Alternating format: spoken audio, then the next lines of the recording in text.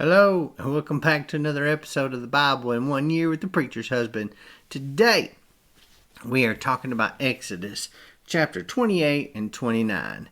And today, basically, God is speaking to Moses. He says, "Have your brother Aaron with his sons come to you from the Israelites to serve me as priests. Aaron, his sons, they make holy garments for your brother Aaron for glory and beauty. You are to instruct all the skilled artisans whom I have filled with a spirit of wisdom to make Aaron's garments for consecrating him to serve me as priest." Now, he didn't just say, "Hey, y'all make him some garments." He said, "Get the good people that know how to do this stuff, the ones that I have given the wisdom to do this, the people who have the skills, the most skilled people to do this. Don't just anybody just do it." He gave people gifts, spiritual gifts, talents to do these things, and those were the people he was asking to do this, not just Moses. So, the ephod. What is an ephod? Well, an ephod is kind of like a vest of sorts. An ephod is actually a transliterated Hebrew word. In other words, there's not another word that really means the same thing as it in the English language, but it does refer to a vest-like garment that is worn by a high priest.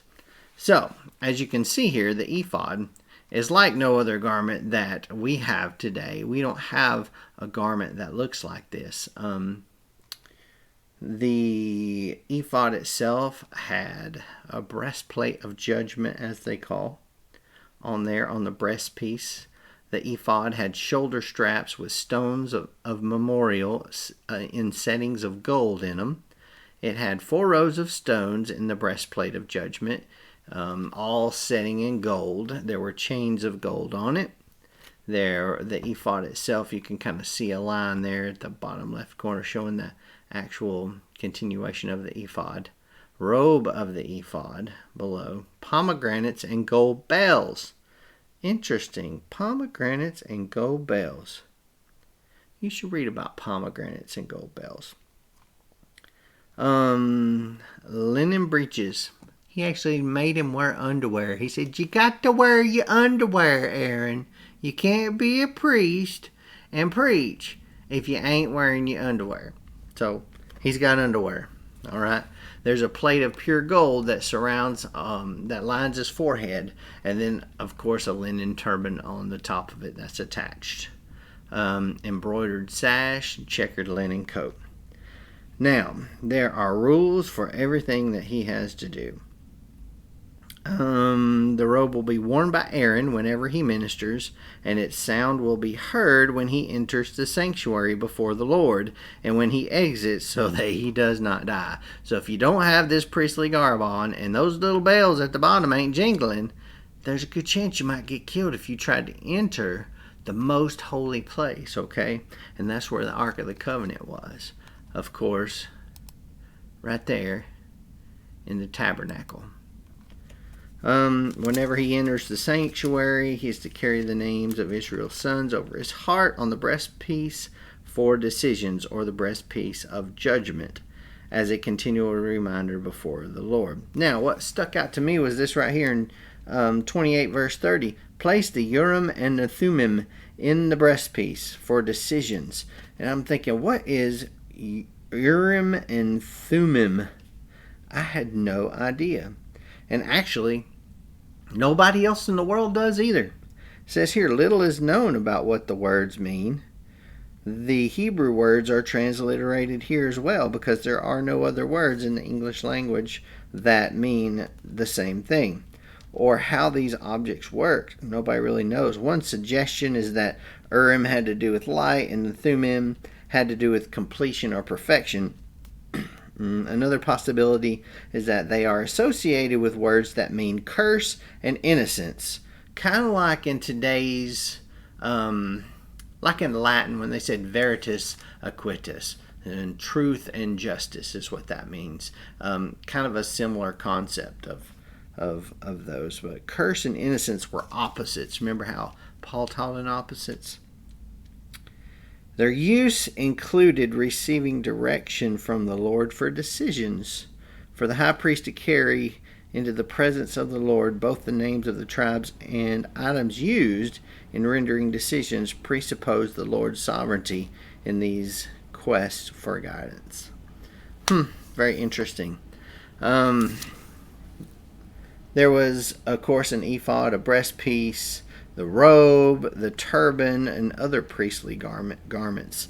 A tunic, a turban, a sash, of course, the headband of gold.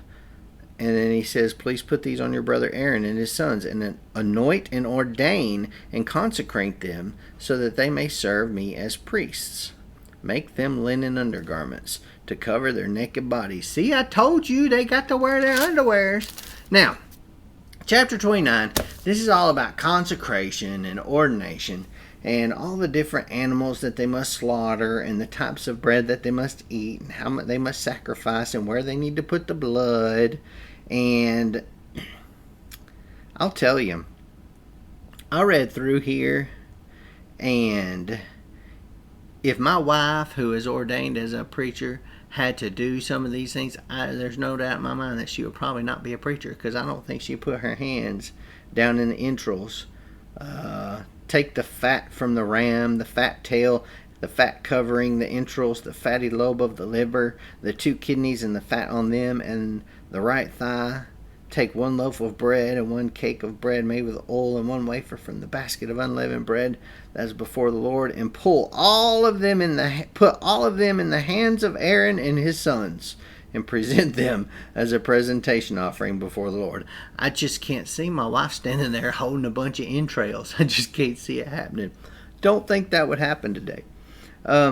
Also, the ordination process took 7 days, and they were sacrificing animals for 7 straight days, bulls every single day for 7 days before the ordination process was over.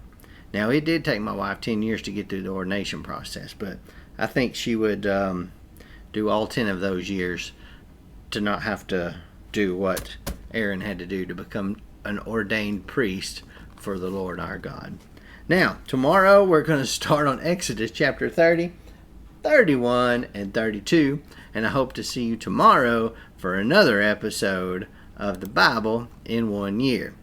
Now, if I missed some stuff, which I did, I skipped a lot today.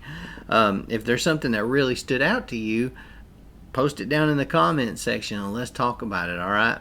Hit that like button, that subscribe button, and of course click the little jingle bell so you'll know when I upload a new video, which will be tomorrow.